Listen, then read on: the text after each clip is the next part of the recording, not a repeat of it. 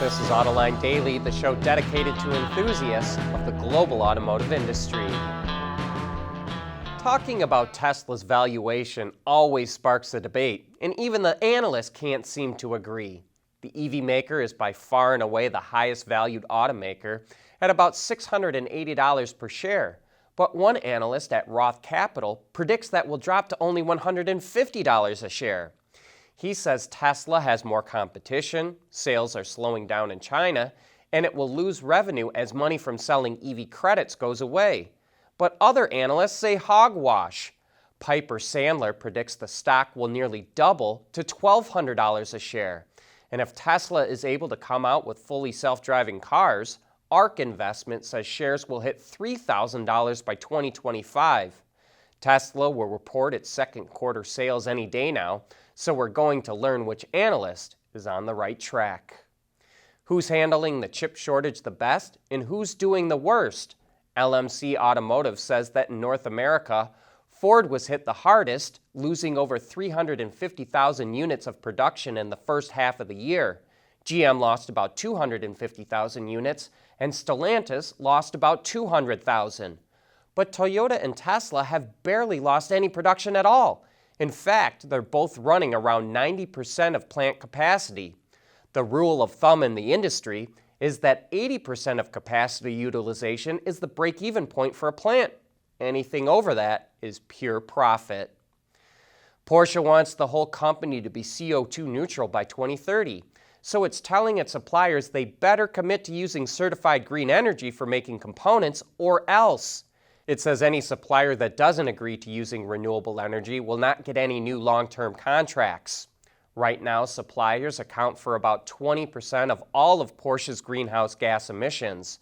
Without making the switch to renewables, that would jump to 40% due to the increase in EVs, which require more energy to manufacture than ICE vehicles.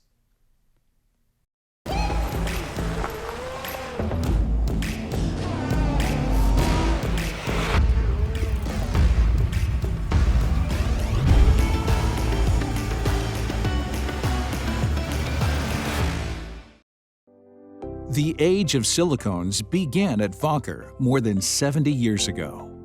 Whether you're looking for thermal management of battery systems or the protection of electronics, let your innovations be powered by Wacker silicones. Visit us at Wacker.com. E-mobility powered by Wacker silicones. We want to know what drives your testing. OTA, connected car, diagnostics, remote testing. Intrepid Control Systems is here to help you work from anywhere. Intrepid Control Systems, driven by your data. Did you know that brand new brakes don't operate at their maximum performance level right out of the box? They require a break-in procedure, sometimes called running or bedding them in. It's a way of heating and cooling the brakes in a controlled way that transfers an even layer of brake pad material onto the brake rotor. This improves brake performance, but it can take up to 500 miles to reach peak levels. Not doing it, though, can result in poor performance, squeaks, and pulsations. Now the supplier TRW, which is part of the ZF group, is applying a new coating to all its brake pads that make them nearly as effective right out of the box as a set that's already been fully bedded.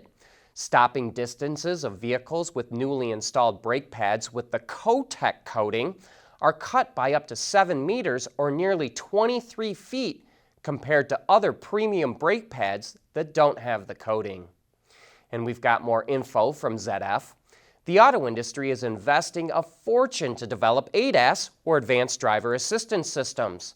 Part of the cost involves a small army of test drivers and engineers who have to validate those systems to make sure they're safe.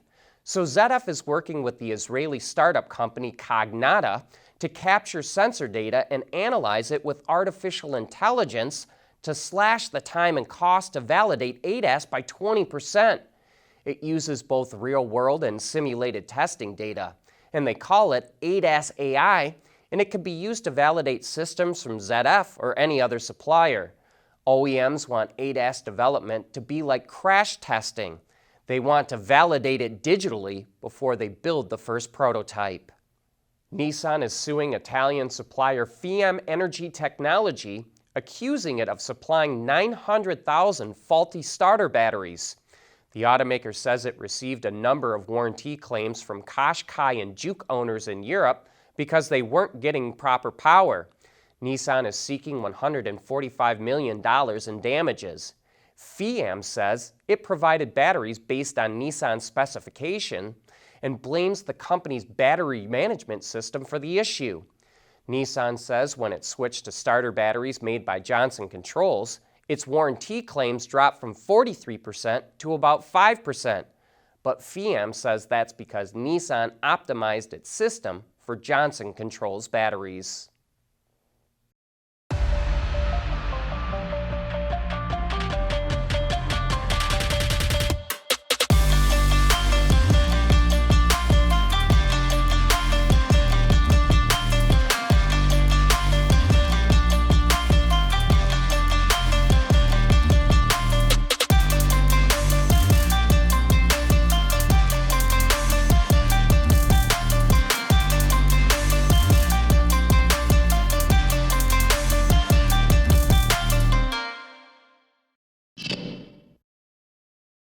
Ford has the Raptor, Ram has the T-Rex, but up until now, Chevy didn't have an answer to those full-size performance off-road trucks.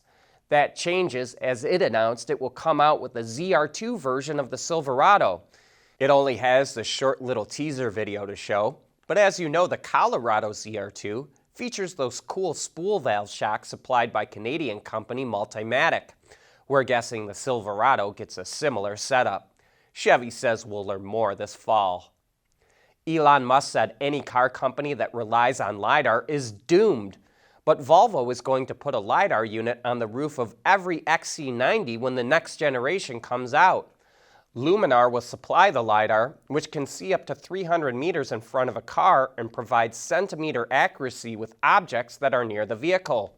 Volvo built its reputation on building the safest cars, and it says Lidar will make its cars even safer. And that's how CEO Håkan Samuelsson justifies adding the cost to vehicles with Lidar.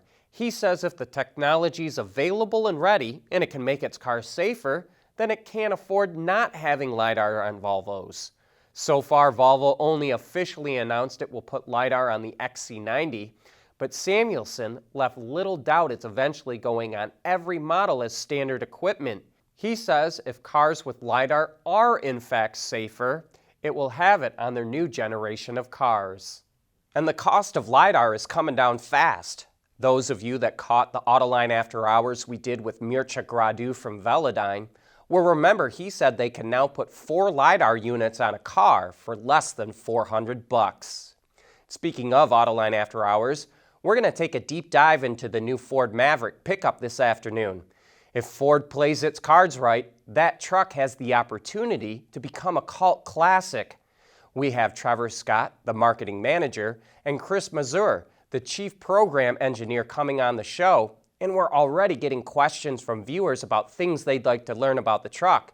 And if you've got a question, post it in the comments section, send a tweet to @Autoline, or send an email to viewermail@autoline.tv.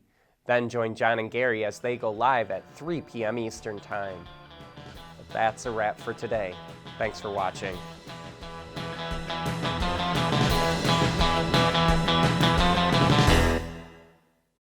Autoline Daily is brought to you by Bridgestone, solutions for your journey. Intrepid Control Systems, over-the-air engineering, boost your game. Vacher, creating tomorrow's solutions. And by Magna.